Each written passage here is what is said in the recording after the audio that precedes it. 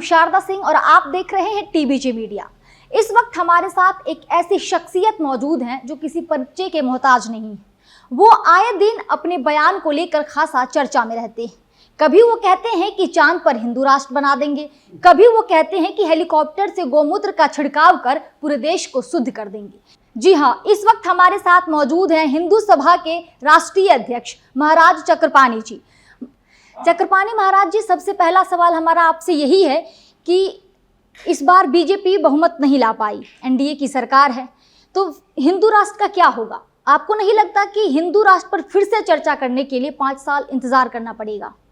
नहीं, ऐसा नहीं है। हिंदू राष्ट्र तो एक भावना है और हिंदू राष्ट्र एक विचार है और वह विचार सब में हो सकती है। वो ऐसा थोड़े है कि बीजेपी में होगी। वह विचार जो है समाजवादियों में भी हो सकती है, वह विचार कांग्रेस में भी हो सकते हैं, वो विचार पूरे देश की भावना के विचार है और जो राजनीतिक पार्टी है यहाँ पे वो सबके होने चाहिए। और हम तो कह रहे हैं हिंदू राष्ट्र के लिए जो विचार है मुस्लिम समाज को भी आगे आना चाहिए कि हिंदू राष्ट्र बने, क्योंकि तभी वो सुरक्षित रहेंगे। क्योंकि आप देखो 14 अगस्त 1947 में देश का विभाजन हुआ। 14 अगस्त को जब विभाजन हुआ तो वो देश क्या हुआ? पाकिस्तान। आप देखो वहाँ की हालात क्या है वर्तमान में भी। ये तो सेकुलर राष्ट्र को बना दिया, जबकि वो मुस्लिम राष्ट्र बना पाकिस्तान। तो 15 अगस्त 1947 को भारत को हिंदू राष्ट्र घोषित होना चाहिए और इसको गांधी जी ने भी कहा था कि भाई जब वो मुस्लिम राष्ट्र हो गया तो इसको भी हिंदू राष्ट्र हो जाना चाहिए था। लेकिन उस समय की जो नेता थे उन्होंने सेकुलरिज्म का पार्ट वो कर दिया और इसको बनने नहीं दिया। लेकिन फिर भी यहाँ पे जो अल्पसंख्यक वर्ग है सुरक्षित क्यों है? क्योंकि उसका कारण ये है क्योंकि हिंदू बहुसंख्यक है। जब तक हिंदू बहुसंख्यक है, जब तक हिंदू राष्ट्र की वो है अभी भी, इसलिए सुरक्षित है। इसलिए जब हिंदू राष्ट्र बनेगा तो उसमें ऐसा नहीं कि किसी अन्य संप्रदाय को मार दिया जाएगा, हटा दिया जाएगा, बल्कि सबको बराबर का अधिकार होगा।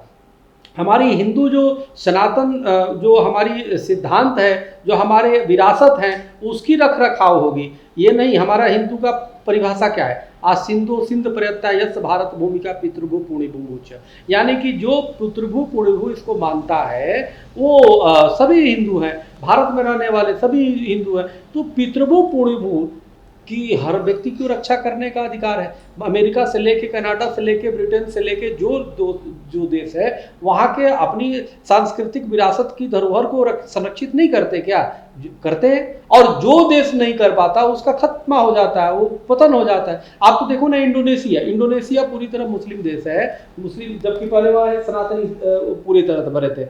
आप देखो, लेकिन आज भी वहाँ रामलीला होता है, आज भी वहाँ पे हरमंचन होता है। तो मेरे कहने का मतलब ये है, लेकिन भारत में कुछ जिहादी मानसिकता ऐसे हैं जो पुनः चाहते हैं देश का विभाजन हो, जो भारत में रह के भारत माता की जय तो नहीं बोलते, लेकिन जय फिलिस्तीन जरूर बोल देते हैं, वो जय मीम जरूर बोल देते हैं। आप जरा बताओ, एक तरफ कहते हो कि जी हम यहाँ पे जय नहीं बोलेंगे, भारत माता की जय नहीं बोलेंगे। क्यों नहीं बोलोगे जय? हमारे इस्लाम में किसी दूसरे को इबादत नहीं कर सकते। वंदे मातरम इसलिए नहीं बोलूँगा कि हमारे इस्लाम इसको वो करता है, बड़े इस्लामिक संस्थाएं भी कहती है, कोई बात नहीं, कोई अच्छी बात है। लेकिन फिर जय आप फिलिस्तीन कैसे बोल लेते हो भाई?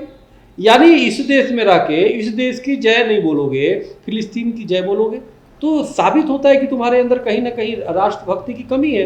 तो ये जरूरी है, अगर हिंदू राष्ट्र होता तो ऐसे लोगों को तुरंत सजा मिलती। लेकिन हिंदू राष्ट्र पे ना बहस यहीं पे आके रुक जाती है। जब हिंदू राष्ट्र की बात होती है तो लोगों को यही लगता है कि इसमें सिर्फ हिंदू रहेंगे, अल्पसंख्यक का कोई जगह नहीं है। नहीं, अल्पसंख्यक का जगह सबका है। मेरी मूल विषय ये है, तुष्टीकरण की नीति नहीं रहेगी, तुष्टीकरण की नीति नहीं रहेगी। और भारत की जो पितृभू पुण्यभू जो परंपरा हमारी है उसको हम प्रोत्साहन देंगे, उसकी हम संरक्षण देंगे, उसको यहाँ के राष्ट्रवादियों का संरक्षण मिलेगा। तो ये होगा, ये नहीं कि कोई मैं जो बोला कि वो जय फिलिस्तीन बोल रहा है उसको संरक्षण मिलेगा। ये नहीं कि आप जो है आतंकी कितने जम्मू कश्मीर से कई वो चुनाव लड़ गए, तो भाई जो देश विरोधी भावना है उसको चुनाव लड़ने का क्या मतलब बनता है? महाराज जी, आपने कहा आतंकवादी, जिहादी, किसी ने फिलिस्तीन कहा, किसी ने जय सिया राम कहा। जब सेकुलर देश है, सेकुलर का मतलब सेकुलर भी किसी पॉलिटिकल पार्टी ने बनाया है। जब बनाया है तो कोई भी धर्म, आपका हिंदू भी नहीं कहता है कि आप मुसलमान को धर्मांतरण करिए। मुसलमान में तो है ही नहीं, लकुम दीन अकुम वले यदीन, आपने सुना होगा, इतने आप मुसलमानों के बीच में भी रहते हैं। आपका धर्म आपके साथ, मुसलमानों का धर्म मुसलमानों के साथ। तो आपको ये 12-15% मुसलमानों से, सीधा सीधा सवाल कर रहा हूँ मैं, क्यों खतरा है ये 85% नॉन मुसलमान यानी हिंदुओं को? हम आने वाले कल के लिए डरते हैं, और हम ये इसलिए डरते हैं आने वाले कल के लिए कि जब आपके बच्चे हो, देखिए हम तो ब्रह्मचारी साधु हूँ, मेरे तो कोई बच्चे, समाज ही पूरा राष्ट्र अपना है, तो आने वाले कल में जब आपके भी बच्चे के बच्चे हों, दूसरे के भी बच्चे के बच्चे हों, तो वो संघर्षपूर्ण स्थिति ना आए, इसलिए हमारा और आपका कर्तव्य है। अब उदाहरण स्वरूप देखिए, अभी जमीयत उलेमाए हिंद ने अभी एक प्रस्ताव पास किया जी, मुस्लिम छात्र जो है देश में सरस्वती पूजन का, सरस्वती पूजा जो होता है उसका विरोध करें जी, सूर्य नमस्कार का विरोध करें। गलत है अगर ऐसा कहा है उन्होंने। नहीं, अब विरोध करें इस देश में। आप जरा बताइए कैदी साहब, इस देश जहाँ की माँ सरस्वती की पूजा होती है, आप कहते हैं कि 85% हिंदू है, अब वहां पे एक संस्था की इतनी हिम्मत हो जाती है, वो प्रस्ताव पास करता है कि जी ये सरस्वती वंदना का विरोध करे छात्र, वो जो है सूर्य नमस्कार का विरोध करे छात्र। आप जरा सोचिए संघर्ष की स्थिति बनेगी कि नहीं। कल के डेट में हम हिंदू महासभा हम घोषणा कर रहे हैं कि भाई हम अजान का विरोध, हिंदू महासभा अजान का विरोध करेगी, किसी भी तरीके से सार्वजनिक स्थानों पे नमाज पढ़ने का विरोध करेगी, किसी भी तरीके से आप इफ्तार पार्टी कहीं करते हो तो विरोध करेगी, आपके रहने का विरोध करेगी, आपके जय फिलिस्तीन का विरोध करेगी, और किसी भी तरीके से हम माफ नहीं करेंगे। क्या स्थिति हो जाएगी? और हिंदू संगठन वो कर ले और हिंदूवादी इस पे अगर ठान जाए तो फिर तो टकराव की स्थिति होगी। तो मेरा ये मानना है कि भाई हम तो चाहते हैं शांति से तुम भी रहो, हम भी रहें, आप अपनी इबादत करिए, हम भी अपनी इबादत करें। सबसे पहला हमारा जो केंद्र होना चाहिए, राष्ट्रभक्ति होनी चाहिए। यह देश सबसे महत्वपूर्ण है, देश रहेगा तभी हम रहेंगे। लेकिन जो एक गजवा हिंद दिमाग में बैठा पड़ा है ना, तो कैफी साहब आप तो गजवा हिंद वालों से मिलते होंगे आप तो और ये जो इस्लामिक देश बनाने जहां भी जाते, इंडोनेशिया से लेकर अभी अरब के जो मेन है, जो हजरत मोहम्मद साहब के जो खानदान के लोगों ने उनके बयान आया, और जो सऊदीया के जो लोग हैं उनका बयान आया कि सिर्फ सऊदीया में रहने वाले मुस्लिम जो है सच्चे मुसलमान हैं, बाकी सब नकली है, 2 दर्जे के हैं। आप जरा सोचिए, अभी कुछ दिन पहले आपने भी पढ़ा होगा जी। अब जरा सोचिए कहाँ के रहे भाई, तुम्हें दुविधा में तुम लोग गए, माया मिले न नाम, तुम जिसके लिए चिल्ला रहे हो वही तुम्हें जो है अलग कर रहा है। तो कम से कम राष्ट्र का हो जाओ, राष्ट्र का हो गए। आप जैसे राष्ट्रवादी जो होते हैं, कैफी साहब मैं तो बड़ा सम्मान करता हूं आपसे, हमारा बड़ा प्रेम है आपकी, और आज से नहीं, आपने इस्लामिक पुस्तकें दिया है जो कई साल पहले, और आज तक मेरे मेज पे कितने पुस्तकें आई हट गई, लेकिन वो कभी नहीं हटा। आपका बड़प्पन है ये नहीं, क्योंकि उसमें प्रेम का संदेश है, क्योंकि उसमें जो है सद्भावना और राष्ट्रभक्ति का संदेश है, उसमें मूल चीजें हैं। लेकिन जो नकली छाप आकर के कट्टरपंथी विचारधारा वो करते हैं, आपके बच्चों को, आपके भाई को और समाज को दुविधा में डाल के संघर्ष की स्थिति पैदा करते हैं, उसके हम विरोधी हैं। और हर जगह बुरे लोग, मैं ये नहीं वही मेरा सवाल था, अच्छे लोग भी हैं, हर जगह बुरे भी लोग हैं। तो हम तो ये कहते हैं, आप देखिए कोई हमारे यहाँ अगर कुछ गलत करता है हम उसका खुद विरोध करते हैं। लेकिन आज देखिए कमलेश तिवारी की हत्या हुई, ये वहाँ पे राजस्थान में उनकी हत्या हुई, जो सरेआम गर्दन काट दिया। एक भी कितने बेटियों के साथ, हिंदू बेटियों के साथ लव जिहाद हो गया। एक भी मुस्लिम संस्थान ने फतवा नहीं जारी किया। लेकिन अगर कोई गणेश जी की प्रतिमा पे आरती कर दे कोई सद्भावना में मुस्लिम भाई, उसके खिलाफ तुरंत फतवा जारी कर देता है। बनारस की वो बेटी एक थी, वो किसी आरती पूजा में चली गई, उसके खिलाफ फतवा जारी कर दिया। लेकिन ये अभी असुद्दीन ओवैसी ने जय फिलिस्तीन बोला है, इस पे फतवा नहीं जारी करेंगे। नहीं, चूंकि पार्लियामेंट ऐसी जगह है जहां पे आप पूरी तरह से फ्री हैं, माँ बहन की गाली तक लोग दे देते हैं। मजहब है नहीं, मेरी बात सुनिए, उसी में तो लोगों ने ये, और भी पार्लियामेंटियन है जिन्होंने, आपने सुना वो इसके बरेली के सांसद का क्या कहा उन्होंने, मोदी जी की जय। आपने सुना यहाँ एक और कोई सांसद 3-4 है, पप्पू यादव का सुना आपने। आप एक हेड ऑफ द मैं तो इंस्टीट्यूशन को आप क्या कह रहे हैं, मैं छठा वार्ड का सांसद, ये भी तो बहुत बड़ा है। जिस तरह वो फिलिस्तीन का आप कर रहे हैं, उस तरह इन लोगों को भी कंडेम करिए। और चूंकि उनको भी मालूम है कि सांसद भवन में अंदर में कुछ भी बोल दीजिए क्या होगा, छोटा सा बात है साहब, हमने वो रिकॉर्ड से निकाल दिया है। ये गलती तो कानून की भी है। ये जो एनालिसिस आपको मैं बताता हूँ, अगर दुनिया में मुसलमान बढ़ेगा तो आप गूगल करके देखिए 2050 में दुनिया, आज है ना सबसे बड़ा क्रिश्चियन, उसके बाद मुसलमान, उसके बाद हिंदू, तो वो 2050 में मुसलमान की आबादी सबसे ज़्यादा होगी दुनिया में। मैं भारत की बात नहीं कर रहा हूँ। 2050 के 10 साल में भारत तो हिंदू राष्ट्र हो जाएगा, और बाकी और मैं हिंदू राष्ट्र की बात नहीं कर रहा हूँ जी, और बाकी और जगह जी। हिंदुओं की संख्या बहुत बढ़ेगा। पूरे देश में हिंदुत्व ही रहेगा, सनातन रहेगा, बाकी सब रहेंगे, लेकिन सनातन के छत्र छाया में आना पड़ेगा, क्योंकि पूरे विश्व में एक ही अपना सनातन है जो वसुधैव कुटुंबकम कहता है, पूरे विश्व को परिवार मानता है। हम आपको अपना परिवार मानते हैं, आप भले इस्लाम को मानते रहिए, आपको हमारे परिवार हम मानते हैं, यानी दुनिया को हमने समेटे हुए है सनातन। तो सनातन के छत्र छाया में आना ही पड़ेगा, बाकी सब मजहब और संप्रदाय है, लेकिन तो धर्म कोई है, सनातन ही है। एक बहुत अच्छा चांस था बनाने का, तो वो तो मिस कर गए। और हमारे सहयोगी ने आपसे बड़ा अच्छा सवाल किया शुरू में कि साहब पूर्ण बहुमत की सरकार, आपने भी पिछले इंटरव्यू में कहा था, थोड़ा नाराज दिखे थे मोदी जी से, तो अब तो पूर्ण बहुमत की सरकार बन गई। तब जब नहीं हुआ तो अब तो आगे तो भविष्य हिंदू राष्ट्र, मोदी जी ने हिंदू राष्ट्र नहीं बनाया जी, तो उसका खमियाजा भी देख लिए। हाँ, अब हमें लगता है कि अब हिंदू ज्यादा मोदी जी कर रहे हैं, तो अब हिंदू राष्ट्र की बारी। अभी मंदिर बना है, मंदिर में तो हम लोग खुद पक्षकार थे और कई हिंदू पक्षकारों ने लड़ा, और मंदिर बन गया, लेकिन 10 साल में इनको हिंदू राष्ट्र बना देना चाहिए था मोदी जी। हाँ, बना देना चाहिए था, ठीक नहीं है बना। अब बताइए, आप जैसे कैबिनेट आप इस चीज को मानते हैं, लेकिन कहीं ना कहीं गलती किया है। मूल विषय ये, कई पाप किया सरकार ने, जिसका परिणाम भुगता, लेकिन अभी भी सुधर जाएंगे अगर प्रधानमंत्री मोदी जी हिंदू राष्ट्र की घोषणा करते हैं। दुनिया की कोई ताकत उनको पूरा प्रचंड में आने से नहीं रोकती। अच्छा, और अभी भी है, और हमें लगता है हिंदू राष्ट्र के लिए कार्य कर रहे हैं मोदी जी, करना चाहिए। नहीं किए तो फिर तो हिंदू महासभा सरकार में आएगी, हम प्रत्याशी उतारेंगे हिंदू महासभा। नहीं, आपको तो सरकार कोर्ट ने बैन कर दिया, आप कोर्ट में गए थे ना अपना राजनीति पार्टी, लेकिन फिर भी बैन तो चुनाव तो कोई भी लड़ा सकता है। हाँ, तो आप लड़ाइएगा तो मेरा नाम भी रखिएगा कहीं से, खासकर अब शुरू कीजिए बिहार के असेंबली से। हाँ, तो उसमें 2-4 सीट बांटिए। हमारे पूरे देश में अपने विचारधारा के लोग हैं, यही विचारधारा है, इसमें हर व्यक्ति का सहयोग चाहिए, और देश हिंदू राष्ट्र बनेगा कैप्टन जी, तभी आप स्वतंत्र। आज हिंदू बहुसंख्यक है, तभी आप बढ़िया से प्रेस कॉन्फ्रेंस कर ले रहे हैं। जिस दिन अगर जो गजवा हिंद वाले हो गए ना, तो वो तो तुरंत हर बात में आपको फतवा जारी करेंगे। अच्छा महाराज जी, हमारा हिंदू राष्ट्र से जुड़ा हुआ एक सवाल ये है कि आप जमीन पर हिंदू राष्ट्र बनाते बनाते आप चांद पर भी हिंदू राष्ट्र बनाने की बात करें, क्या कारण था इसके? देखिए, चांद पे जो गया था पहला, उसका नाम देवी के नाम पे था।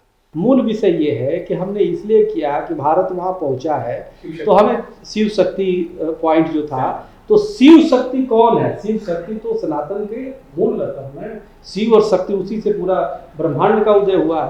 तो मेरा ये मानना था कि इसके पहले कि कोई पाकिस्तानी पहुंच जाए, वहाँ कुछ अपना नाम रख ले, कोई अलग से चला जाए, अब वहाँ पे जा कर के लब जिहाद वाली और इस्लामिक राष्ट्र बनाने लगे। और चंदा मामा और हमारे चाँद का तो सनातन में बड़ा विशेष संबंध है, और भगवान शंकर के मस्तक पे चाँद हमारे विराजमान होते हैं, तो वो हमारा हिंदुओं का अपना है, इसलिए चाँद को हिंदू राष्ट्र के रूप में होना चाहिए, ताकि कम से कम हम तो चाहते थे कि वहाँ जो पॉइंट बना वहाँ भगवा लहराया जाए और वो किया जाए, ताकि वहाँ पे दूसरे, एक तो मांसाहारी किसी तरीके से वहाँ ना पहुँचे, वहाँ पे शुद्धता रखा जाए, क्योंकि भगवान के मस्तक पे चंद्रमा विराजते हैं, तो इसलिए चंद्रमा पे बड़ी शुचिता की अवस्था है। किसी भी मांसाहारी को वहाँ न भेजा जाए, किसी भी तरीके से जीव हत्यारे को न भेजा जाए।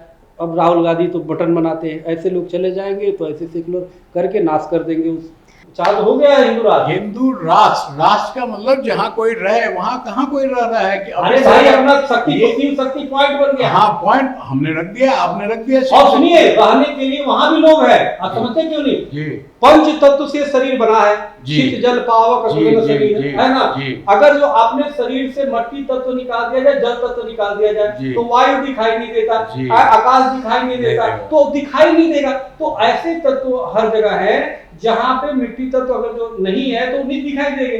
तो जो सूक्ष्म लोग हैं अभी भी चंद्रमा पे है, सूर्य पे निवास करते हैं, जिसपे गर्मी बर्दाश्त करने की क्षमता होती है। हमारे सनातन सिद्धांत के अनुसार हर जगह लोग हैं, आपको दिखाई नहीं देते, लेकिन संत महात्मा ऋषि तपस्वी सब ध्यान से देख लेते हैं। लेकिन मूल विषय चंद्रमा, सूरज, नवग्रह, ये सब तो हमारे हैं ना।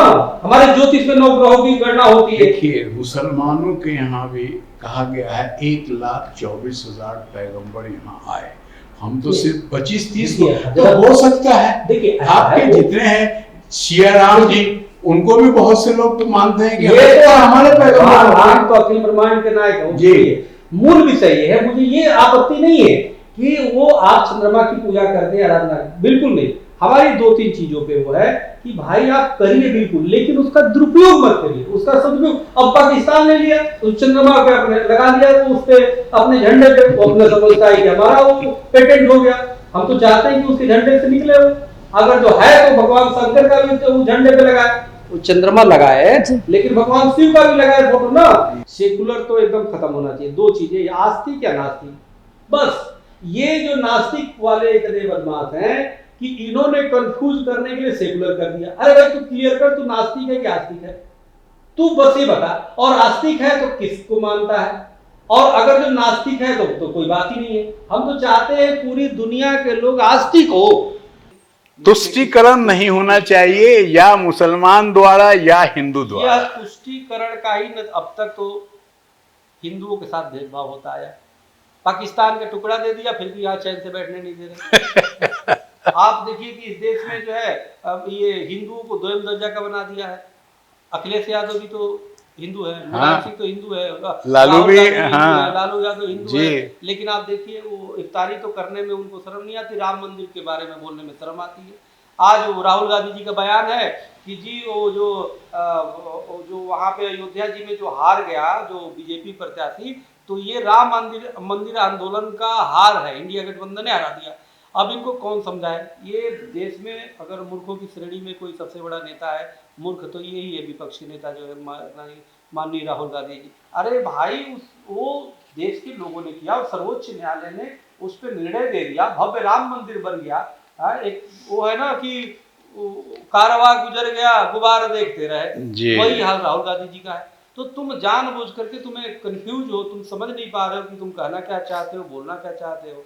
तो हमें लगता है कि हिंदू ये लोग मोदी जी से लड़ते लड़ते विपक्ष जो है कभी सनातन से लड़ने लगती है, सनातन धर्म से, हिंदुत्व से। मतलब आपके हिसाब से मोदी जी से लड़ते न है, सनातन बीच में ना, ये इलाज। आपको लड़ना है मोदी से लड़ो ना, मोदी जी करने वाले बिगड़ने वाले। मोदी जी से आप कैसे लड़ सकते हैं? वो तो अवतार हैं। वो नहीं, एक अवतार से कैसे कोई एक इंसान लड़ सकता है? इस दुनिया में जो है ना सब परमात्मा के अंश है, हमारी सनातन अंश है ना, लेकिन अवतार बायोलॉजिकल उन्होंने कहा है, हाँ कहा है, तो अवतार ही हुआ ना। अवतार से कौन लड़ेगा? आप भी नहीं लड़ सकते। देखिए ऐसा है, भगवान किसी में दिखाई दे सकता है, माता पिता में दिखाई दे देता है, गुरु में दिखाई दे देता है, मानने वाले के जो श्रद्धावान है, प्रेमी प्रेमिका में दिखाई देता है। वो गाना है ना, तुझ में रब दिखता है यारा मैं। जी। तो जब वो देखने वाला कहीं देख लेगा, तो इसलिए उनके जो मानने वाले हैं उनको देखते होंगे, इसलिए उनको महसूस हुआ होगा, फील हुआ होगा उनको अपने आप। हाँ? अरे हम आपको देख के कह सकते हैं ना कि आप ये हैं, अच्छे हैं, ये हैं, अवतार हैं, ये भगवान का दर्जा देंगे, लेकिन आप अपने कहें कि नहीं साहब मैं अवतार हूँ। ये भगवान कृष्ण ने भी कहा है ना कि हम ही सत्य है, उन्होंने भी तो माना। तो हो सकता है कि इनको आत्मज्ञान हुआ होगा, मैं ही ब्रह्म हूँ, हम ब्रह्मास्मि, तो बोल दिया। तो ये बातें हम आप पूछने वाले नहीं होते उनसे। वो संसद में पूछे राहुल गांधी जी नो, तो राहुल गांधी जी तो हिंदुत्व से लड़ रहे हैं, सनातन से लड़ रहे हैं। आप समझो बात को। वो मटन पका करके खाने में लगे, नवरात्रि में मटन पकाते हैं बेचारे, वो कहते हैं जी हिंदू हिंसा ना करता है। वो नहीं सुनिए, नवरात्रि का जो बात है वो कुछ गलत भी, है। सुनिए, ये वो बताइए, तो वहां गए थे एक बात पटना, बताइए, तो वहां खा रहे थे लालू जी के साथ। कितनी दोगली बातें हैं। एक तरफ जो है वो कहते हैं हिंदू हिंसा करता है, दूसरी तरफ खुद लालू यादव के साथ मटन पका रहे हैं, जीव हत्या कर रहे हैं। दूसरी, क्या किसी नेता को शोभा देता है? और प्यारी अपनी बहन के लिए भी मटन लेके आ रहे हैं, खा रहे हैं, खिला रहे हैं। कितनी चीप, ऐसा कोई नेता क्षेत्र ही नहीं हो सकता। अरे तू कुछ भी खाता है भाई, तू दिखा रहा है सार्वजनिक रूप से है। और मटन जो व्यक्ति नर बकरी खाते हैं ताकि कौन हवा। सवाल है कि जो जीव हत्या कर रहा है वो हिंदुओं को कर रहा है कि वो तो हिंसा वो करता है। इसका जवाब मैं अपने एडिटर को बोलूंगा कि अपने इस एपिसोड में ज़रूर लगाएं कि एक बहुत 2-3 लोग हैं जो मांस खाते हुए रहते दिखते हैं, उनका ज़रूर इसमें लगाइएगा। और मैं भेजूंगा स्वामी चक्रपाणी जी को कि उसको भी देखिए।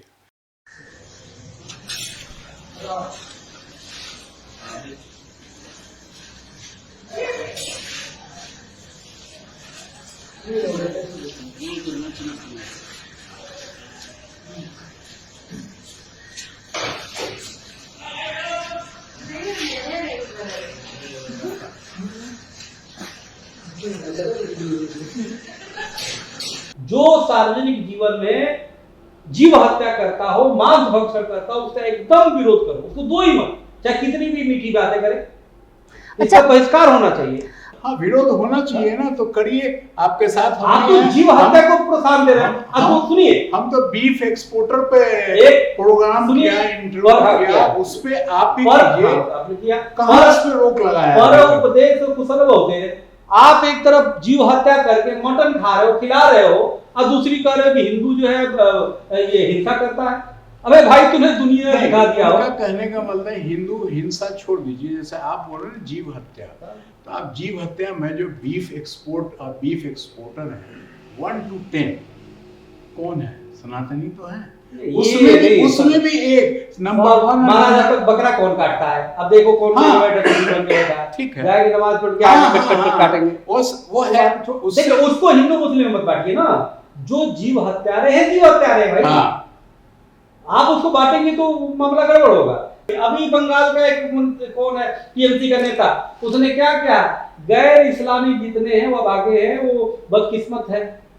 और उसने कहा, यही नहीं रुका, कहा कि सभी हिंदुओं को, सभी ईसाइयों को हम इस्लाम में आने की दावत देते हैं। आप जरा सोचिए, दावत देते हैं वो अलग चीज है, लेकिन गलत है। गलत दावत का मतलब उसको कन्वर्ट करने की बात है। दावत का कन्वर्शन में बहुत फर्क है। कन्वर्शन तो हमारा इस्लाम में दावत का, इस्लाम में दावत का मतलब क्या होगा? इस्लाम में दावत देते का मतलब क्या होगा? सर कन्वर्शन तो हमारे रिलीजन में है ही नहीं, मुसलमानों में। वो कर रहा है तो गलत कर रहा है। कैसे नहीं है भाई? नहीं, आपने 3 पुस्त पहले आप देखिए, कोई बाबू साहब आप होंगे या पंडित जी होंगे, तो कन्वर्शन किसी ने कराया? तभी तो ना कन्वर्शन नहीं कराया। कैसे? मैं आपको तलवार के बल पे कराया। नेवर। मैं आपको बताता हूँ 1-2 मिनट का किस्सा काबा का।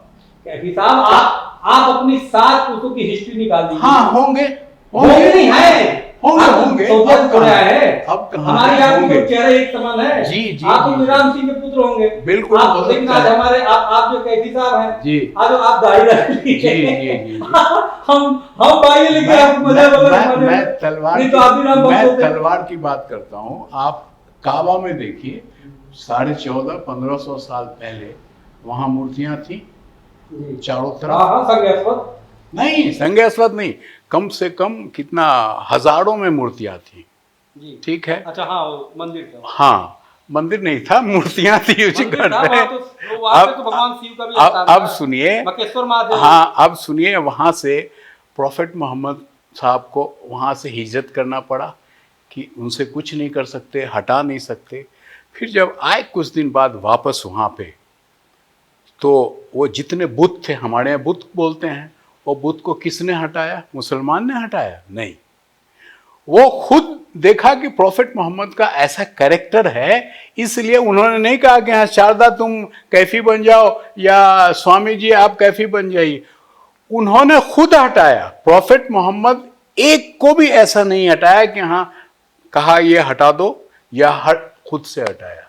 ये तो कॉन्सेप्ट जो है ना हमको ठीक से पता, ना आपको पता, बताने वाला कोई नहीं है, बस मुगलों के यही। इतिहास से ये जी। पता चलता है कि किस प्रकार से उन्होंने धर्मांतरण भारत में कराया। यहाँ पे वो लुटेरे थे, वो लूटने आए थे, वो उनको कोई ऐसा नहीं कि एक मस्जिद ढंग का नहीं बनवाया, इतने वो फटीचर और भिखारी थे, हमारे ही मंदिर को तोड़ा, सोना लूटा और उस पर गुम्बद बना दिया। आज तक हम लड़ते रहे। यहाँ के तो मुसलमानों को बल्कि चाहिए, जो राष्ट्रभक्त हैं, कि तुरंत काशी और मथुरा और हजारों जो मंदिर है जो मुगलों ने तोड़ा, उस सबको कहना चाहिए या भैया हराम है और आप लो ले लो। ये बताइए, जो अल्लाह ताला रहीम है, जो रहमान है, जी, वो कैसे करीम है। स्वीकार करेगा? करीम हाँ, है, जी। वो कैसे स्वीकार करेगा कि तुम किसी के मानने वाले की भावना को तोड़ दिया और तुम हमारी पूजा करो?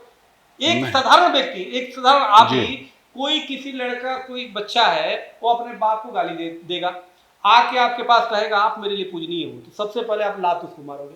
कह रहे तू अपनी बाप की पूजा किया नहीं और तुम उनका अपमान कर रहे हो, मेरा सम्मान कर रहे हो। तो वो लायक पुत्र होता है जो सबसे पहले अपने माँ बाप का सम्मान करे और उसके बाद दूसरे का सम्मान करे। ये नहीं कि तू उसका तो अपमान करो, हमारा वो करो। चलिए, एक तो- मेरा लास्ट है, तो अब मेरा मैं ये समझ मानना गया है, आपका। सुनिए, जी। मेरा ये मानना है, हजरत मोहम्मद साहब, आप देखिए उन पे जैसे मैंने वो किया है कि एक बुढ़िया रोज फेंकती थी गंदी जी। चीजें, एक दिन नहीं फेंकी तो जाते देखते कि भाई वो दिखाई नहीं थी, कहाँ आज तो फेंकी नहीं गंदी चीजें, तो जाके देखते हैं कि वो बीमार है, उसकी वो सेवा करते पूछते जी। हैं, वो बुढ़िया का हृदय परिवर्तन होता है। जी। सवाल इस बात का है, इतनी जहाँ पे सहिष्णुता जिस हजरत मोहम्मद साहब में है, उसके मानने वाले, कथित रूप से मानने वाले, पूरा नहीं करेंगे, वो फतवा जारी कर रहे जी या सूर्य नमस्कार करना वो है जी, आप सरस्वती पूजन का विरोध करो। ये तो कहीं ना कहीं ये तो दूसरे लोग हैं ना, ये तो हमें नहीं लगता कि हजरत मोहम्मद साहब की भी बात को मानने वाले लोग हैं। ये तो कहीं ना कहीं आग भड़का रहे हैं भाई। स्वामी जी, एक हमने आपने आर्टिकल, एक पुस्तक दिया, उसमें जी। लिखा है राष्ट्रभक्ति, जहां भी रहो राष्ट्रभक्ति प्रति हो रहो, जी। लेकिन ये तो जय फिलिस्तीन की भक्ति कर रहे हैं, तो ये तो इस्लाम के से खारिज होनी चाहिए। नहीं, इस्लाम से तो नहीं होने चाहिए, ये तो संसद भवन के अंदर जो है उसके कानून कुछ होने चाहिए कि अंदर ये सब सब जो भी बोल रहे हैं, हम बोले, आप बाहर बोले। से आप कम से कम बाहर आके भारत माता की जय बोलो। अब एक लास्ट सवाल ले लीजिए मेरा, कि आप या आपका संगठन धर्म के लिए काम कर रहा है या मानवता के लिए काम कर रहा है? देखिए, हमारी सनातन धर्म के लिए जो कार्य करता है, तो मानवता और धर्म दोनों एक ही साथ जुड़े होते हैं। हमारा ऋग्वेद कहता है मनुर्भव, मतलब मनुष्य बनो। मनुष्य कौन होता है? जो सत्य, अहिंसा, करुणा, दया, प्रेम, इसके मनुष्यता के ये लक्षण है। और सेवा, समर्पण। कोरोना काल से लेके हर जगह समय हमारे संगठन ने कोरोना काल में इतने लोगों को घर घर, और ये भी बता रहा हूँ बिना भेदभाव किए, किसी का फोन आता चलिए, था, हमारा सवाल आने वाला था, आपने हाँ, पहले बोल दिया। और वो जो है फोन आता था, और हमारा बच्चे हर स्टेट में हमारे थे, वो जाते थे, और यहाँ तक कि उनसे मिलते भी नहीं, उनके द्वार पे सामान छोड़ के, पैसे छोड़ के और चले आते थे, फिर कंफर्म करते थे अब ले लिए क्या। कई लोगों को, मैंने हजारों लोगों को सेवा की, जिसमें मैं बोलता था उनसे मिलो भी मत। और आपको बता रहा हूँ कैफी साहब, ऐसे कई बेचारे पत्रकार थे जिनकी और हालत खराब थी, उन तक को गए, और उसमें हर वर्ग के लोग, हर संप्रदाय के लोग, कोई भी, मैं कहा था, नंबर जारी किया था कि कोई भी फोन कर सकता है और आप इसके लिए मांगो। और मैं आपको आश्चर्य होगा कि लोगों ने सेवाएं दिया, लोग लेते थे। कई लोग अपना नाम बता रहे हो तो हम बताते थे कि अपना फ्लैट नंबर बता दो, वहां पे रखा जाएगा सामान, पैसे भी आप ले लेना चुपचाप। तो ये चीजें, तो देखिए, लोग कार्य कर रहे हैं, ऐसा नहीं है। और हमारे संगठन ने शुरू से राम मंदिर, धर्म की बात की, राम मंदिर पूरा योगदान हिंदू महासभा की है। 1949 में सबसे पहला मुकदमा जो, लेकिन आपसे ज्यादा दुख हमको है कि राम मंदिर में पक्षधर आप रहे, सब कुछ किया, लेकिन आपको निमंत्रण तक नहीं नहीं, दिया। मेरे को नहीं, हिंदू पक्षकार किसी को नहीं दिया। हाँ, तो किसी भी मुझे हिंदू भी पक्षकार, बहुत दुख है। इसी का पाप का परिणाम है ना। मोदी सरकार ने तो कई पाप किया। एक तो गोरक्षा कानून नहीं बनाया, केंद्रीय कानून जो बनाने थे, बनाना चाहिए था। अगर बनाता तो हर हिंदू, हर मुसलमान, हर ईसाई मानता, बुचड़खाने में कटने बंद हो जाते। आज बीफ का निर्यातक देश भारत हो गया है, सबसे बड़ा दूसरे तीसरे नंबर पे है। तो एक तो जबकि उन्होंने बोला था पिंक रेगुलेशन के हम मुंह में रहेंगे, नहीं चाहते। बताओ आपको दर्द होता है कि नहीं? हमें तो बड़ा दर्द होता है, इतना जीवे कट रही है। तो आपको गोरक्षा केंद्रीय कानून बनाने चाहिए था। दूसरी, आपको जो है जो हिंदू पक्षकार थे उनको ट्रस्ट में रखना चाहिए था। इससे बड़ा अन्याय क्या होगा कि जो व्यक्ति जीवन भर मुकदमा लड़ा हो राम मंदिर का और जब जीत हुई तो किसी अन्य व्यक्ति को बना दिया तुमने उसका मालिक संपत्ति। यही तो हुआ ना, कम से कम उसको श्रेय तो दो भाई। कुछ पापे होती हैं जो परिणाम होता है परमात्मा देख रहा है, तो इसलिए इनको समझना चाहिए ताकत हिंदुत्व में है भाई, आप में नहीं है। अवतार आप बनते रह जाओगे, जनता खसका देगी, लेकिन चेहरे बदल जाते हैं, किरदार वही रहते हैं। तो कोई ना कोई पहले अटल जी थे, ये आया, हो सकता है हिंदू महासभा अब राजनीति में कराऊंगा, लड़ा दूंगा प्रत्याशी, हर जगह से जिताएंगे, लेकिन हिंदू राष्ट्र बनेगा। अच्छा महाराज जी, ये बताइए कि संघ इस समय मोदी जी से नाराज चल रहे हैं? नहीं, संघ के क्या नाराज है, अभी तो मैं नहीं देख रहा हूँ। मैं संघ को यही देखा हूँ कि जब से सत्ता है तो मलाई तो वही काट रहे हैं। तो नाराज क्या है, क्यों नाराज? जब सरकार गिरने होती है तो नाराज हो जाते हैं। नाराज अगर संघ ने कभी गोरक्षा केंद्रीय कानून के लिए दबाव डाला हो सरकार पे तो बताओ, राम मंदिर में कभी मुकदमे में 2 रुपये किसी को दिया हो तो बताओ। तो इसलिए संघ वो क्या कर रहे हैं, वो सब एक सिक्के के 2 पहलू हैं, मैं उस पर नहीं बोलना चाहता। हमारी अपने अलग विचार है और मैं यही जानता हूँ कि सबको मिलकर राष्ट्र की सेवा करनी चाहिए, राष्ट्र के लिए खड़ा होना चाहिए। तो अभी आप देख रहे थे कि हिंदू महासभा के राष्ट्रीय अध्यक्ष चक्रपाणी जी महाराज हमारे साथ जुड़े हुए थे और हमारे तमाम सवालों का जवाब बहुत ही बेबाक अंदाज में दी। इस पर आपकी क्या राय है? कमेंट सेक्शन में हमें जरूर बताएं। देखते रहिए टीबीजी मीडिया। शुक्रिया।